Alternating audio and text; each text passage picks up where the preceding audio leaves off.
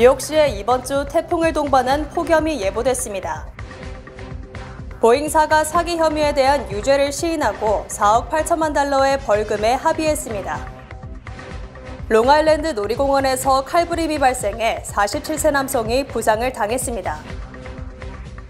뉴욕 한국문화원이 뉴욕 아시안영화제 한국영화 특별전을 개최합니다.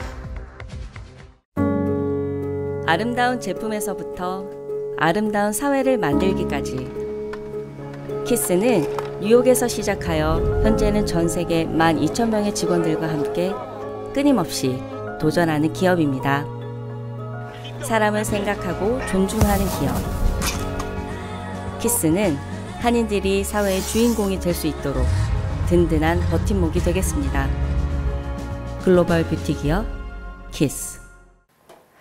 시청자 여러분 안녕하십니까? 7월 8일 월요일 TKC 뉴스데스크 첫 소식입니다. 뉴욕시에 이번 주 태풍을 동반한 폭염이 찾아와 체감온도가 최대 104도에 육박하는 찌는 듯한 더위가 예보됐습니다. 이번 주 뉴욕시에 올여름 두 번째 폭염이 예보됐습니다. 뉴욕시 전역에 내일 오후 8시까지 폭염주의보가 발령됐으며 내일 오후부터 찾아오는 태풍으로 인해 다소 습하면서 더운 날씨가 주 후반까지 지속될 전망입니다. 내일 낮 최고 기온은 90도이나 체감온도는 최대 104도에 육박할 것으로 보이며 오후부터 간헐적인 비를 동반한 태풍이 찾아오겠습니다. 이 태풍은 토요일까지 지속되며 낮 최고 기온은 80도 후반으로 소폭 하락하지만 높은 습도로 인해 체감온도는 90도 중반에 머물겠습니다. 일요일에는 비가 그치며 습도가 낮아지겠으나 낮 최고 기온은 90도로 더운 날씨가 계속되겠습니다. 뉴욕시는 이번 주 시민들의 야외 활동을 자제할 것을 당부하며 외출 시 선크림과 양산 등으로 자외선을 피할 것을 당부했습니다. 또한 시 전역의 야외 수영장, 도서관, 기타 쿨링센터를 적극 활용할 것을 당부했습니다. 가까운 쿨링센터의 위치는 311에 문의할 수 있습니다. 연이은 비행기 추락 사고로 재판을 받고 있는 미 항공기 제조사 보잉이 사기 행위에 대한 유죄를 인정했습니다. 미 법무부는 7일 보잉사가 형사상 사기 공모에 대한 유죄 인정과 더불어 벌금 4억 8,720만 달러를 지불하는 데 합의했다고 밝혔습니다.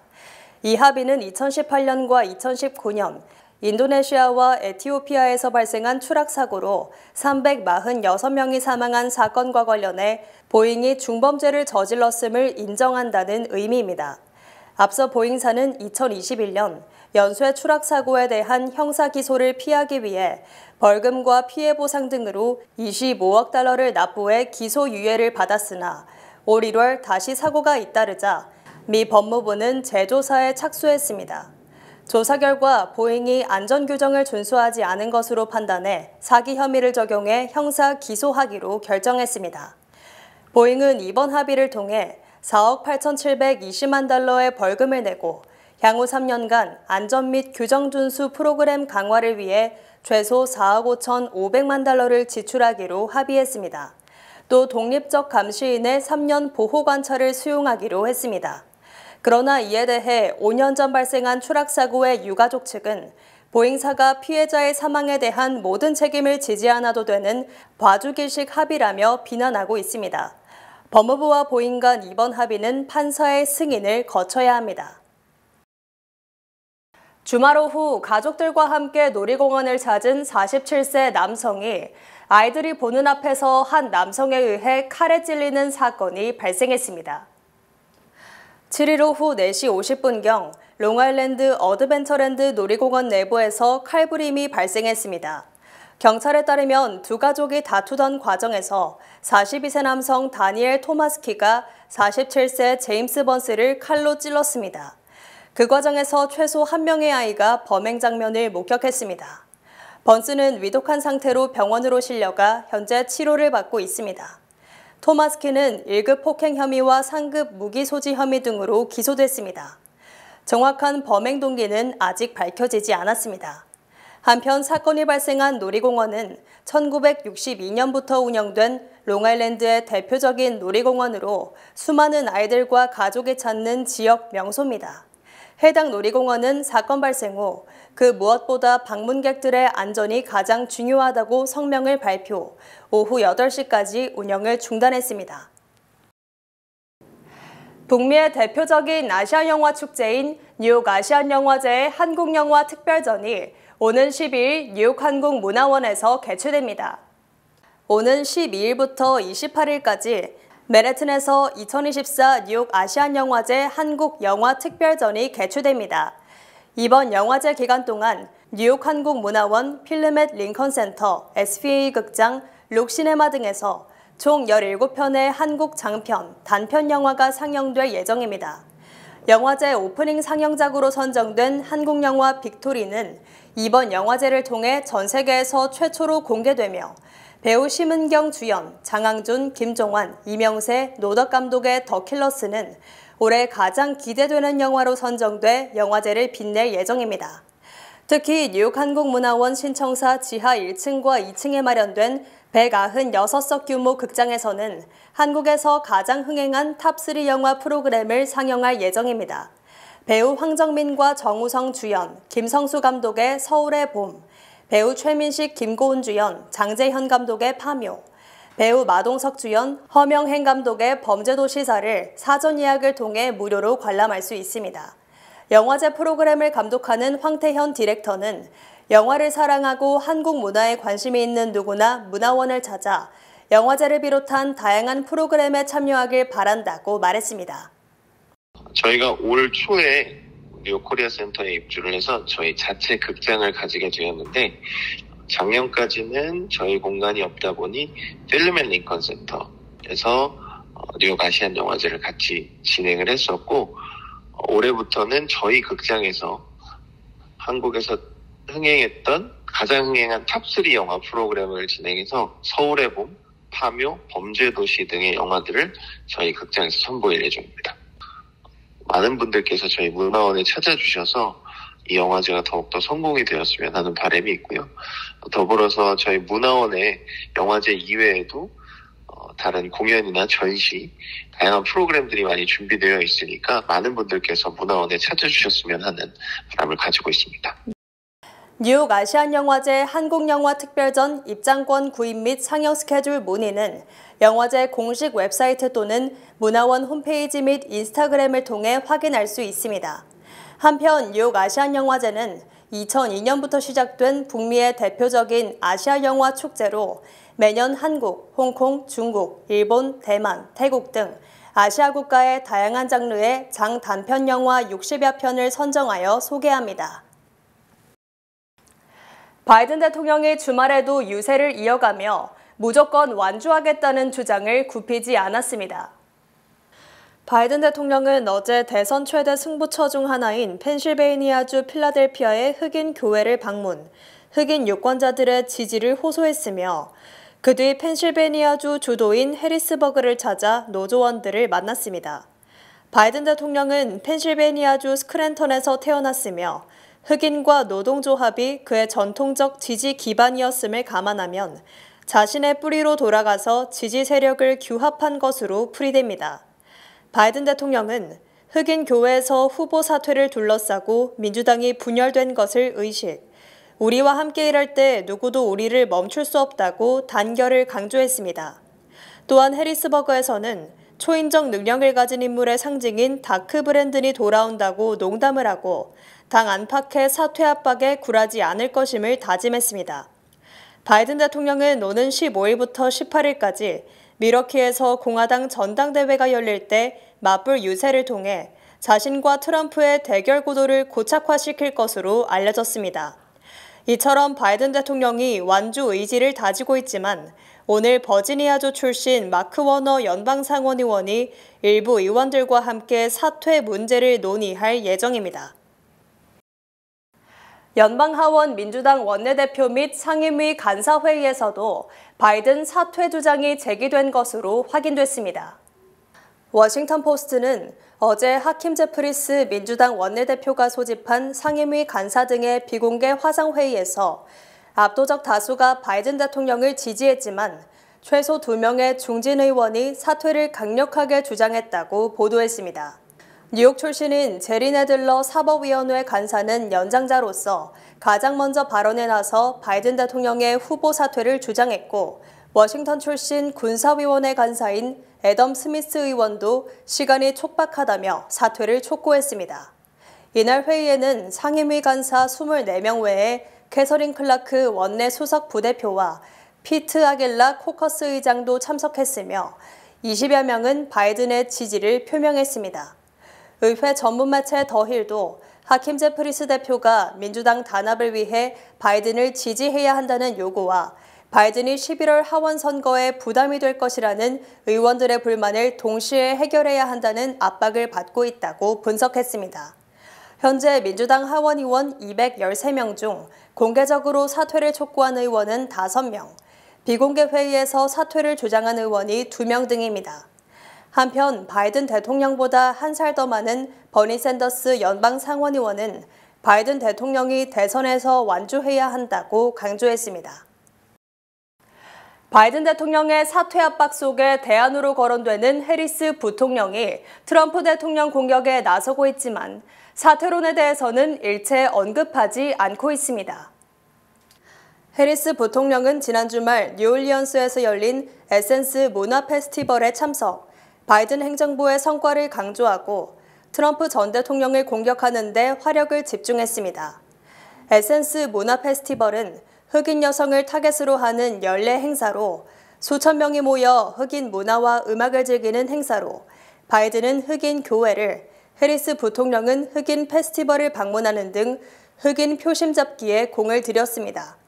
해리스 부통령은 바이든과 내가 취임하면서 수십억 달러의 학자금 대출을 탕감할 수 있었다며 이는 바이든과 내가 흑인 커뮤니티를 가장 잘 이해하고 있기 때문이라고 강조했습니다. 또 트럼프 전 대통령은 34개 범죄 혐의에 대해 유죄 판결을 받았으며 독재자들을 공개적으로 칭찬했고 정적에 대한 보복을 다짐했다며 맹공을 퍼부었습니다.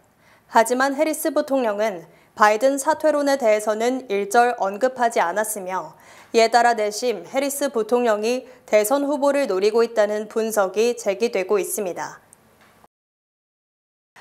바이든 대통령을 인터뷰하면서 바이든 측이 제공한 질문지에 따라 봐주기 인터뷰를 한 한 라디오 진행자가 사임했습니다. 필라델피아의 라디오 방송사는 프로그램 진행자의 바이든 인터뷰가 언론의 독립성 원칙을 훼손했으며 구체적으로 바이든 캠프가 제공한 질문지를 근거로 질문을 한 사실을 공개했습니다. 뉴욕타임즈는 필라델피아의 라디오 방송사가 지난달 27일 바이든 대통령의 인지능력 논란이 촉발된 첫 TV 토론 이후 바이든의 단독 인터뷰 기회를 얻었으나 바이든의 보좌진으로부터 질문지를 받았으며 이에 따라 질문을 했다고 보도했습니다. 이에 대해 인터뷰 진행자는 바이든 캠프로부터 질문지를 받았다는 사실은 시인했지만 그 질문지에서 청취자들이 중요하게 생각할 질문을 선택해서 물어봤다고 해명했습니다. 또 바이든 캠프도 인터뷰 때 언론사에 질문지를 보내는 것은 드물지 않은 관행이라고 주장했습니다.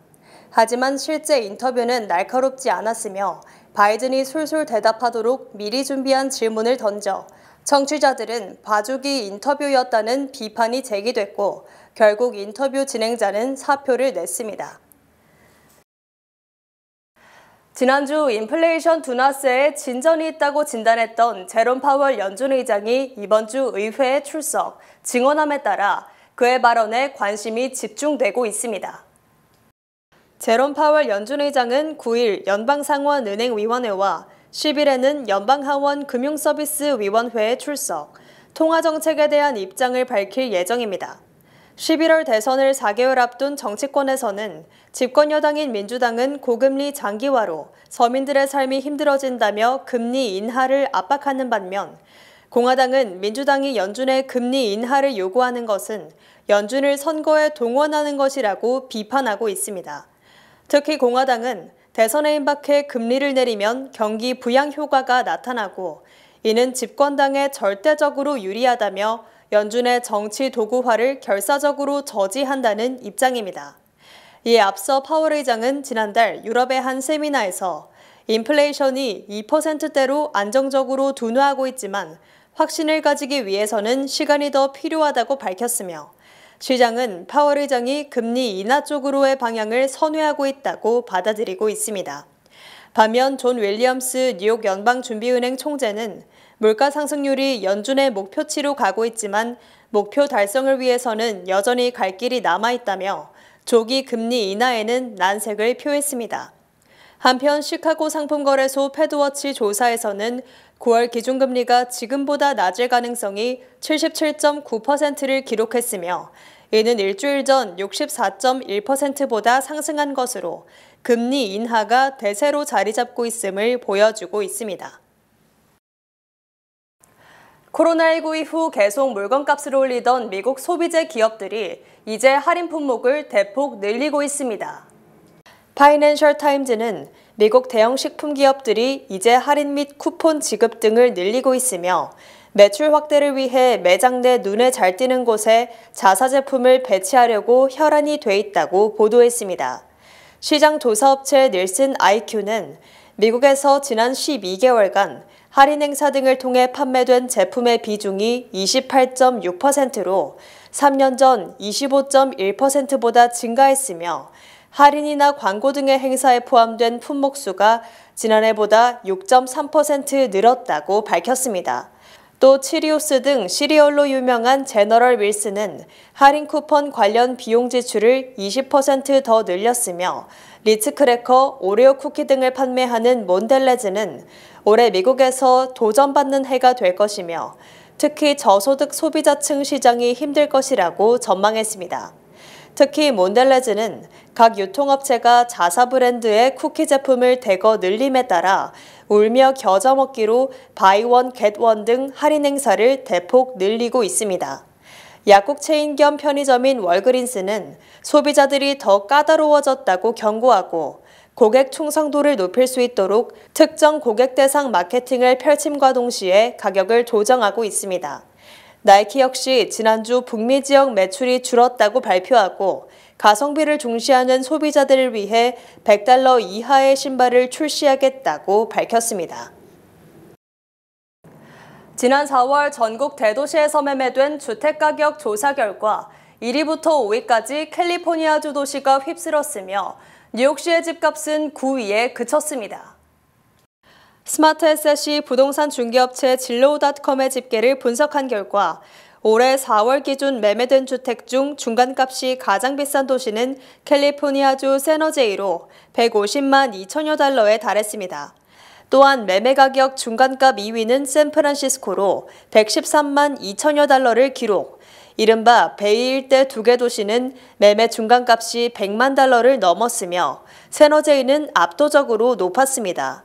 3위는 로스앤젤레스로 약 92만 6천 달러, 4위는 샌디에이고로 87만 6천여 달러, 5위는 옥스나드로 84만 5천 달러로 1위부터 5위까지 캘리포니아 도시가 휩쓸었습니다. 이처럼 캘리포니아 도시의 집값이 최고가 행진을 하는 것은 각종 조사에서 캘리포니아 지역이 가장 살기 좋은 지역으로 지목됐기 때문으로 풀이됩니다. 하지만 세계 경제의 중심주로 불리는 뉴욕시 지역 매매 가격 중간값은 약 58만 달러에 그쳐 9위에 랭크됐고 이 같은 가격은 로스앤젤레스보다 30% 낮으며 샌호제이의 절반에도 미치지 못하는 것입니다. 특히 뉴욕시는 6위 호놀룰루, 7위 시애틀, 8위 보스톤보다도 낮았으며 10위인 콜로라도 덴버보다는 약 6천 달러 높았습니다. 또 지난해 4월과의 비교에서도 샌호제이가 12.9% 상승, 1위에 올랐으며 샌프란시스코가 상승률 2위, 뉴욕이 3위를 기록했습니다. 하지만 이 통계는 지난 4월 매매된 주택에 한정된 것이어서 도시의 전체 집값을 보편적으로 반영한 것으로 보기는 힘들며 특정 시점의 트렌드로 해석해야 합니다. H마트의 구매본부인 그랜드 BK가 스페셜티 커피 브랜드 10,000의 승인을 받아내 프랜차이즈 판매를 시작했습니다. 10,000는 창업 초보자들도 쉽게 전문가 수준의 맛을 내고 운영이 가능하도록 설계됐으며 한 명의 가맹주는 여러 개의 프랜차이즈 점포를 운영할 수 있는 계약도 함께 추진하고 있습니다. 이 프랜차이즈는 호주 시드니를 기점으로 현재 미국과 대만, 베트남에 매장을 오픈했으며 세계적으로 사업을 확장 중에 있습니다. 그랜드 BK는 미국 내 독점 라이센스 계약을 체결해 뉴욕 지역에 매장을 오픈해 운영하고 있습니다. 카페형 베이커리 브랜드인 라미와도 연계해 시그니처 베이커리와 디저트 라인을 강화하고 있습니다. 본 프로그램은 뱅크 오브 호프 프로모 플러스 CD와 함께합니다. 똑똑하게 모을수록 착착 쌓이는 저축. 희망과 함께라면 가능합니다. 지금 이자율을 고정하세요. 자세한 내용은 가까운 지점에 문의하세요. 주요 단신 전해드립니다. 윤석열 대통령이 오늘과 내일 하와이를 방문한 뒤 10일과 11일 워싱턴 DC를 방문, 나토 정상회의에 참석합니다. 올해 상반기 6개월간 한국의 라면 수출액이 5억 9천만 달러로 지난해 같은 기간보다 32.3% 증가했고, 특히 미국 라면 수출액은 58% 급증했습니다. 트럼프 전 대통령의 성추행 입막음 의혹 사건의 당사자로서 신변 위협에 시달리는 포르노 배우 스토미 다니엘스가 지지자들로부터 94만 달러를 기부받았습니다. 바이든 대통령의 대안으로 거론되는 카말라 해리스 부통령의 남편이 어제 코로나19 확정 판결을 받아 자가격리에 들어갔습니다. 퀸즈 칼리지 포인트 124가 폐교해 600명을 수용할 수 있는 공립고등학교가 신설되며 이달 중 기존 학교 신설의 성면 제거 등의 돌입, 오는 2027년 말 완공될 것으로 예상됩니다. 지난 5일 새벽 3시 플러싱 한인타운 한복판인 노던 블러바드 150스트릿의 환전소에 환전을 하겠다던 손님이 강도로 돌변, 권총으로 53세 남성을 위협하고 2만 달러를 털어 달아났습니다. 지난 6일 오후 10시쯤 브롱스의 알러톤 소재 맥도날드 내부에서 테이블에 앉아있던 12세와 13세 소년 등 2명이 다리에 총을 맞아 부상을 입는 사건이 발생했습니다. 이번 주부터 미국 기업이 2분기 실적 발표에 들어가는 가운데 스탠더드 & 푸어스 500 지수 기업들이 2022년 이후 최대의 분기 실적을 기록할 것으로 기대됩니다. 날씨 전해드립니다. 화요일인 내일은 대체로 흐리고 오후부터 뇌우 소식이 있습니다. 낮 최고 기온은 89도, 최저 기온은 75도입니다. 해 뜨는 시간은 5시 33분, 해지는 시간은 8시 28분입니다. 이상으로 주간 날씨와 세계 날씨 전해드립니다.